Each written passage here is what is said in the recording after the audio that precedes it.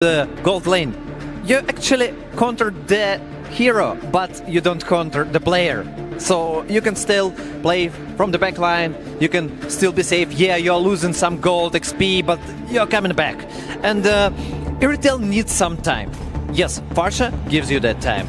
Fredrin can give you that time. But still, we remember what happened with Kelra versus Joy. Honestly, good ban here, banning out the Jushin, making it so that Onic Philippines, they can get that tempo. Because I kind of feel like this is Onic Philippines style. By controlling the game the first 3 minutes and then expand, don't stop. Yeah, and again, that Jushin definitely answers the lack of CC. We were saying Onic BH does not have the reliable crowd control. The CC provides that in spades. You spend 2 seconds too long underneath her beacons and suddenly you're knee-deep in Onic BH's lineup. What are they picking red for? Again, still no mid laner and still no jungler, still no roamer for the super fam. Let's go, Badang. What do you think about it? Badang is good. Badang or Cho. Yeah. Or Gatot. Gatot's good too, Yeah, especially Gatot's against the good, Parsa. Yep, and there you go. You pick up the Gatot here. So, Onic Philippines, it does look like they already have a lot of answers for the problems that SRG OG has. And 2 picks for SRG OG. So the priority for the gold lane, that's the most thing that interesting me. I would prefer to see the Beatrix. Actually, I like the composition. I like it with Farsha, I like it with Kalea, I like it with Fredrin. And for the explain, I would like to prefer CC still. I like this pick. Yep, still a lot available. Even the glue is available if SRG OG wants to go that route, because that does seem like one of Cram's comfort as well. Still a lot of picks for SRG OG, especially on the EXP. Scary if you glue though, because the Faramis is still open. That's true. So they pick up the CC instead. So will this be the Beatrix or the Irritel? It looks like they go for a Bruno. Not in my bingo books for this one. Yeah, no, because the Beatrix was way too spelled out. So was the Irritel, because again, SRG knows that the Irritel just suddenly dies to the Granger and the Joy. So they go Bruno. It's a almost forgotten hero. It's most, it's more safe pick, but I don't like it. I understand that on lane it's harder for you to play as Beatrix, yes, but overall, if you go to the mid lane, it's much more profitable. I like that both teams, they're kind of like saying each other, let's play tempo. Let's see who has their foot on the gas first and who can accelerate without the brakes. So now, Onic Philippines, final pick here for their mid laner. A lot is still open.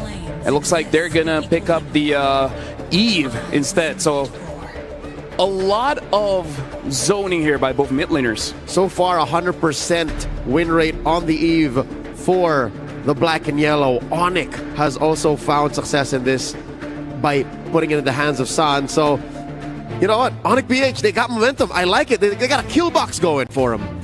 I would like to say that I also like the Onic BH draft more than SRG OG. Sorry, Bruno, I don't like you. Thank you very much for our analyst for the breakdown of the draft. And right now, for game number 3, we're going to throw it over to Brigida and Mirko. Thank you so much. A bit of opinions here and there in terms of which they prefer and not, but now only these 2 teams can get to decide which works best. They've equalized the series, and we're heading into a best of 3 to finally find out who's coming out of this. Welcome to game number 3 between Onic PH and SRG OG Esports. That was a very fun draft to watch. It was really fun, just, predicting the drafts as well, because it really just came down to what you know of these players, right? Like, what are their comfort picks? Onic Philippines responded to the heavy assassin ban by banning out their own assassins, setting up for the Joy. It was amazing to watch a draft, and now we get to see a battle for match point. Whoever wins here, ladies and gentlemen, will be able to secure match point. A bit of safety in the single elimination bracket. Yep. And they also bring back the Bruno, who again, in terms of like history and what we know of SRG, was also there during that time. And the Bruno was just popping off, especially back in M6, but you could say the same for Onic PH, and they were even the first ones to bring out one of the most unorthodox ways to answer back against the Bruno, which was, if you guys would recall, the Layla, even back in M6, but now they're playing up against it again in this kind of situation where SRG OG are forced to bring out the utility junglers again, but this time around with the Farsa in the mid lane, we could potentially be expecting them to play this a bit more better. There could be a lot more space created since they have a bit more of burst damage coming in for the early stages of the game. Ooh. But looking at the emblems, yep, it seems pretty standard for majority of the heroes here, but wait. That's good info. King Kong going to be able to go for the dive here. Stormy still saving the flicker. And Kong doesn't get the electrifying beat. Sky's walking up now over to Prince. We'll get the poke down. And yeah, nothing too crazy in the emblems. It does seem like for Onic Philippines, they got what they wanted for, right? Like what they went for, sorry. Hayabusa ban, they really wanted the Joy. But even though we've been saying no utility, the Fredrin is a great counter to the Joy. Yeah. Just a well-timed energy eruption. It's gonna make a huge difference for the team fight. Oh, but there's the Unbreakable and the Brave Spider. Pulled out the Brave Spider. Still, Sky's been in the retreat battle. Ow! Oh! Razor's Rat getting the big pop over the curtain call, locking him down. Yum's still staying alive somehow as Kirk tries his best to deal damage. Now the Feathered Airstrike with a Flicker 2 doesn't actually land that additional movement speed for the Purify, helping Prince to get out. Oh my goodness, that timings. Brusco, I'm surprised he survived for that long in that entire fight where he was just up front in the faces of the members of SRG OG, and just that constant enhanced basic attack kept him alive even though he should have died way back. And even that Bravest Fighter from Kirk and Super Prince in that positioning with the real world manipulation, just making sure everyone was right at the edge. So it's probably also why it took a bit more time from SRG OG to reach Super Prince, to make things a bit more difficult for him. And mind you, that Purify might come in a lot more sooner because he is once again on the pull yourself together. So that's how Super Prince potentially is planning to keep himself safe. Again and again, he can just rely on the Purify either to get out, to keep the stuns out from Stormy, from Yums, and that's one of the biggest answers again to the entire idea that SRG OG has in terms of their lineup. Yeah, it's again, they have a ton of damage. Despite the utility jungle, we've gone through this already. They already have a CC. They have a Farsa and a Bruno too here. I think it would have been a bit too risky for them to go for the Beatrix, even though, yeah, we were talking about the Beatrix possibility too, the instant burst down that we saw up against RRQ by SRG yesterday when the Kalea went for any Tsunami Slam, really, on anyone. Right now, Onic Philippines really need to get space for King Kong. That's what they need to do in the neutral objective battles, right? Because we saw earlier when King Kong had to just brute force his way into the fight, he gets chain CC'd way too easily by the Fredrin, CC, Kalea, even the Farsa.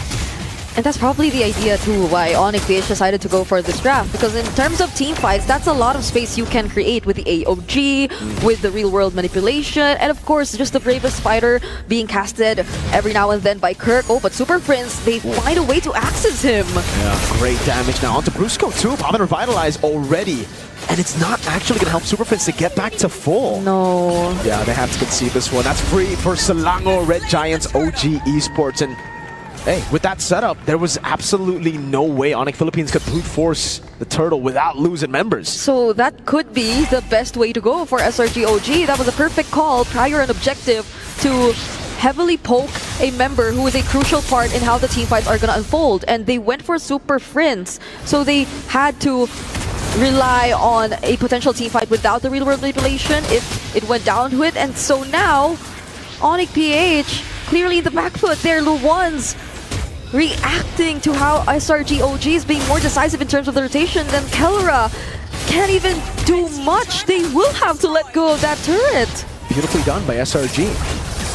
Oh, King Kong gets away. Luckily for King, there was no one there to really stop him from dashing with the current call. But yeah, Selangor Red Giants, especially with the Bruno, you really want to play the strong side over for Bruno. So the fact that they got 2 turtles, plus they were able to rotate down below, ending the laning phase ASAP, means that Kellera really can't abuse the Granger laning phase anymore. Yeah. Puts Bruno, Innocent, in a very good spot. We've been talking about space, but Onic PH, hopefully that space doesn't get limited to the team fights, because when they get shut down, then things are not looking too good for them anymore. SRG OG, clearly with the utility jungler, are making it work, unlike the first 2 games we've seen so far in this series. This is how you literally capitalize on the idea of a utility jungler, because you have a strong lane in the gold lane, you have a mid laner who could definitely help you in terms of creating that space, and better yet, even supplying the damage, which is why Onic PH feel a bit more hesitant in terms of going in because Stormy and Yums, their combo's just too good. And now they're gonna go after King Kong. Ooh, energy eruption. The timing on the F5 beats, flicker over. King Kong taking low, still able to escape. Deflection proc gets him down. A big bonk over to the minion wave. Actually, that was just one minion. Rest in peace, minion. That was, I think, 2? Or maybe, yeah, that they could leave the lane alone already, but now Purify already used by Super Prince still gets caught though! Yeah, an early Purify from Prince gives Yums easy access to get Tsunami slamming. Wait. That was uncharacteristic for sure. Selangor Red Giants, they're capitalizing on every small mistake that Onic Philippines make on the map, and now it's a free turret in the mid lane. This doesn't feel too calm and collected. Wait, Kurt goes in alone? Yeah, Chain CC it again. Kurt call. Oh my lord, so much damage. Even with the revitalize, they go through it all. And Innocent is just balling his way to 2 kills for free for SRG. You get it, right? There's Brusco, who's also coming in, so that's probably why he was a bit encouraged. Oh, but wait! Close call. Close call for King Kong, but he still gets to escape. And yeah, you would have thought that Kirk went in alone, but it wasn't entirely the case. There was Brusco too, but was it still the right decision to go in knowing that it was just the 2 of them? Because there wasn't any damage, and SRG had plenty of damage. I mean, look at this 2k gold lead. Yeah. Already in the hands of Innocent on the Bruno. So whoever Yums decides to go for, and that setup earlier onto Super Prince was just a bit too free, you know, but whoever he decides to go for from this point onwards, you could expect the damage to come through from Innocent, to come through from Stormy. It's just too tough right now for Onic Philippines, like Selangor Red Giants. 3 kills on Stormy. That's the only possible bounty that they can get. Again, he can just play far back. He has a flicker too, and mainly I think what makes them, the backline, so safe is the amazing front line that they didn't actually have in game number 2, right? Like game number 2, yes, they had Skies on a Baksha, but Onic Philippines just got online so early. Now that SRG got 3 turtles, even just with that, without the gold lead, they should be in a proper spot to actually hold down Onic Philippines' damage.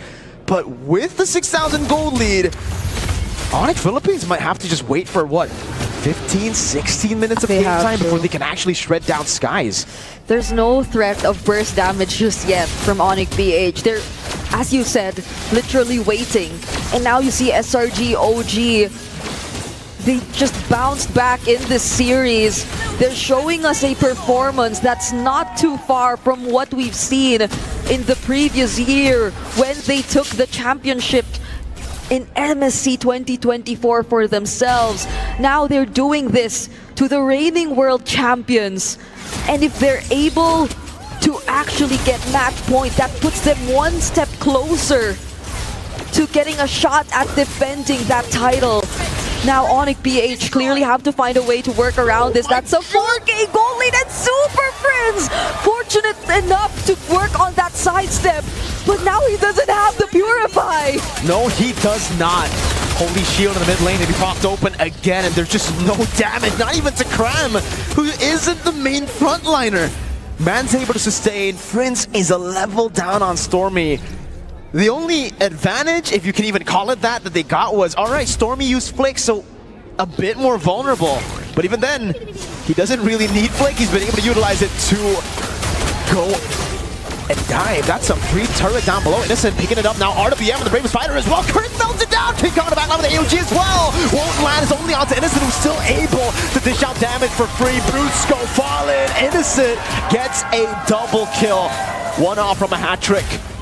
The closest and probably the best target for King Kong in that situation was Stormy, because you said it there. What? There's the hat trick, and they're gonna go for the end. 10 minutes in.